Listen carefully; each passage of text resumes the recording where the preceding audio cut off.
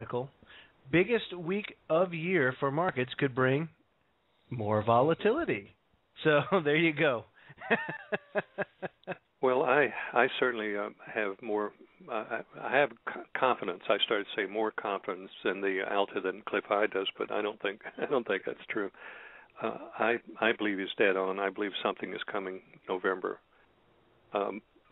It certainly explains why Obama is leaving the country, and Hillary and Secretary of Treasury and what did you find out about that? Did you look into that at all? No, I've got to do that starting tomorrow on a Monday. You can't get very far on the weekend with everybody flitting around, going to the golf course and things. For sure. But I certainly will. The thing that really bothers me is Obama flittering away and putting the debt on American people so he can sit on his butt in India with 850 rooms rented. Yeah. Imagine that, Joe. The guy rented 850 rooms for his party. What I'd be interested to know is that did they rent out the entire hotel because they have that many people to fill it, or is it for security reasons? You know what I mean? It doesn't matter. It's still rent on 850 rooms paid by the American people at a time when our country is so far in debt we can never pay the interest on the debt. And he's still running up bills. Navy ships are there. Media is reporting at least 40 aircraft in his party. Air Force One, Air Force Two, or the second airplane. So many armored cars are being taken, and the presidential Cadillac is being flown over there, along with Michelle, Mabel, and the two children. Now, the two children is really an indicator to me that they don't want those children left in the United States during the period November 8th through the 11th. Yes. Yeah, and, especially when you're not talking about Thanksgiving break or anything like that. There's no break going on, and as I recall, they're enrolled in school. So you're absolutely right. That's a big indicator, and also Hillary probably doesn't give a flip about Bill being vaporized over here, but the daughter, if the daughter is going out of the country also, that would be another big indicator. Yeah. Hillary's daughter. Now, just so you know, I mean, when I was in the Navy, there were times when we had to do stupid, show the flag type of excursions too, where we'd break off from the battle group and we go sit in a bay or a harbor or go entertain the ambassador and things like that. So I mean, from a Navy standpoint, it's not all that uncommon to do that, but with everything else that's going on, it makes your ears perk up. You know what I mean? Yes, I understand what you just said, and I can expand on that a little bit. Sure. You cannot let aircraft sit on the ground thinking you're saving money. You can't do that. Aircraft have to fly. You have to fly them all the time, or they'll go bad sitting on the ground idle. But still, perception is reality. And at a time that we're in, this is not the time to do all of that in the eyes of the public for their reality to see. Now, I noticed in the chat room that some people are thinking false flag, a nuclear attack. And I'm going to go out and I'm going to say I disagree. And here's why. I don't think so either. Here's my thought on it. My thought is that if they do something like that, if they do a nuclear-style attack, you're not just pissing off the United States when you do that. You're pissing the world off. Whoever sees that is going to be pissed that started, because indirectly or directly, it's still going to affect them in some way, shape, or form. Now, I will say this. You do see chemtrail planes fly over every day, and I've seen people send me some articles saying that there was a moratorium on geoengineering. Well, I haven't seen it, because today I was getting sprayed like you wouldn't believe. All I can say is, at any given time, and even people who are awake, who see these things happen every day, what are you doing about it? You can't do anything about it. These things still fly over. even though you're aware. But the one thing that you don't know is what it's spraying. And any day it could drop anything on you, whether it be some sort of new bug or virus or bacteria, whatever it could be. And that's all they need to do is to unleash some biological weapon or some biological attack, and they'll have plausible deniability, and everything will be fine, and it won't have anything to do with them. And it could also be a cyber attack, like D65 in the chat room said.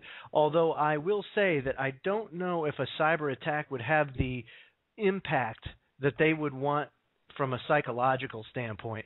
So I mean, I don't know if that would do it, but it certainly is an option.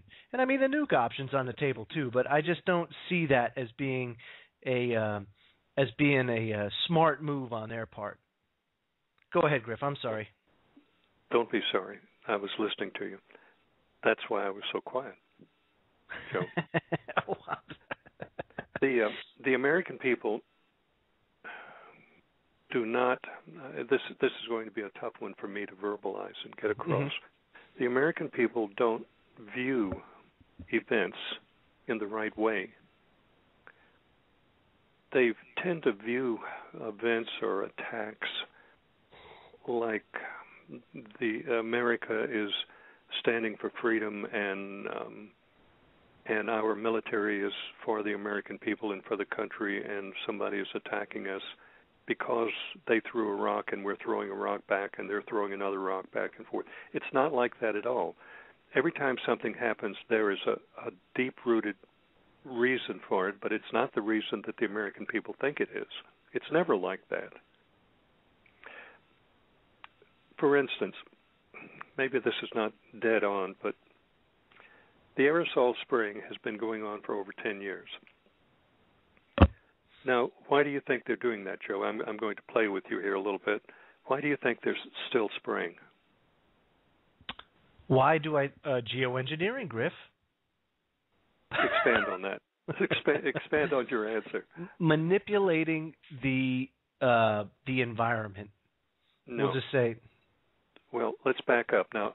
Sure. We got in. I told you we got into the program. Mike Blair and I and others got into the program. Oh, you mean the RFMP? RFMP. Well, no, the aerosol spraying I'm talking about.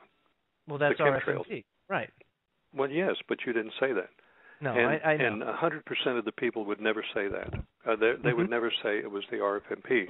And I have repeatedly said there is no doubt. We actually talked to the people that designed the program. Mm-hmm. There is no doubt. We got in there using other government agencies and contacts. We could never pull it off again. It's like people say we could never fight the Second World War again, and he began to hope to win it because of a generation and mindsets and all. We could never get back in that program right now. The people that opened the doors are no longer in those positions. Right. So when I ask you, what is the chemtrail used for now, you answer me again, and let's see. We don't know what it's used for now because they're all gone. No, wrong answer. Now you're playing with me. I'm playing with you, man. Yes, I know. Well, the program is for the radio frequency mission planner of the United States Navy that allows the successful completion of battlefield imaging and warfare over land terrain. That's what it's for. And that's what it's for today. It was that way 10 years ago when they developed the program, and that's why they're spraying today. Now, there are add-on programs to it that have to do with biological and so on.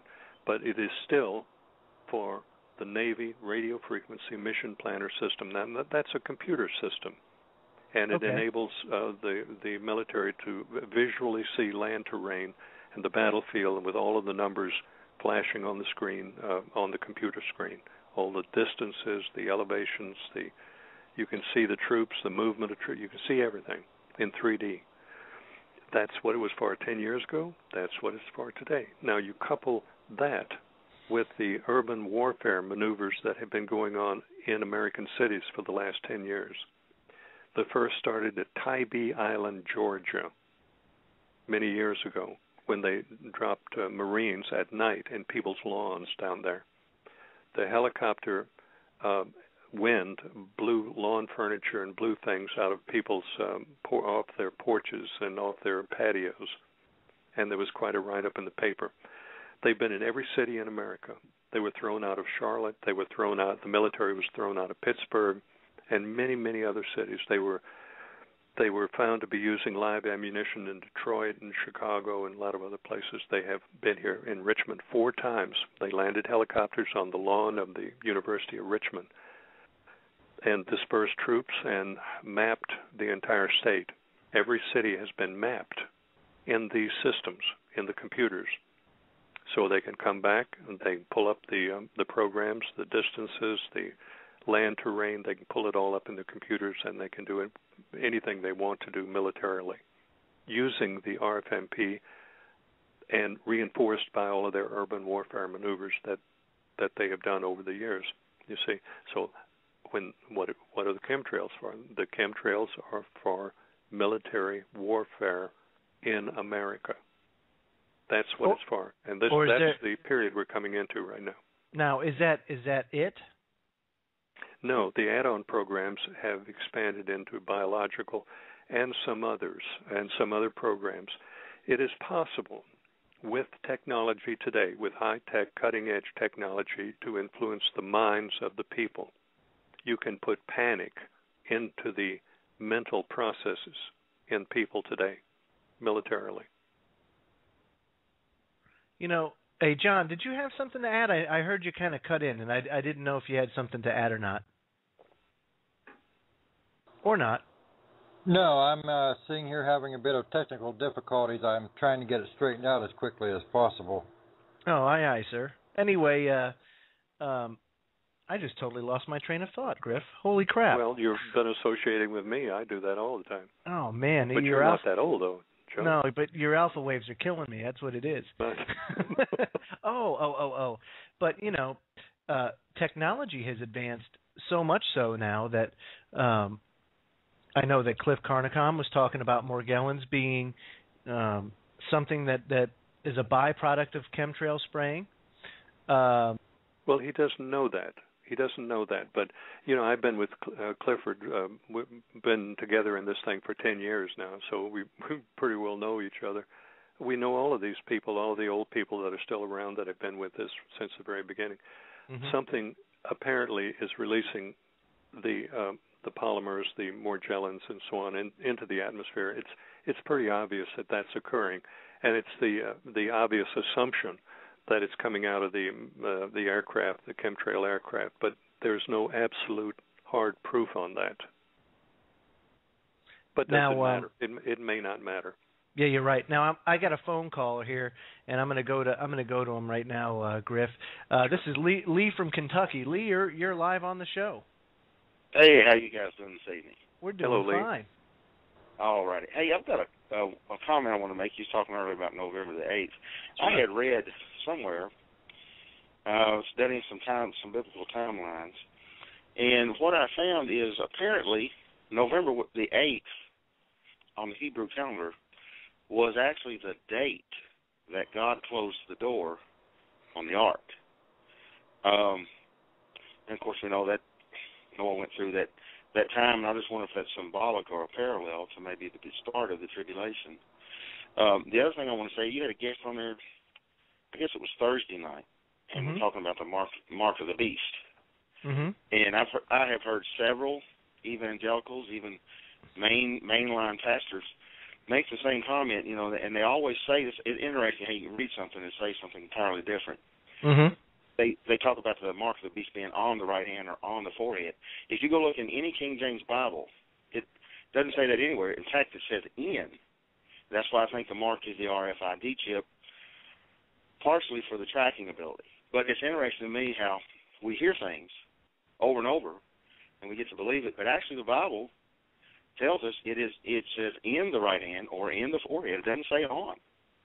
And the question I have for you is it possible, do you think there's enough time left?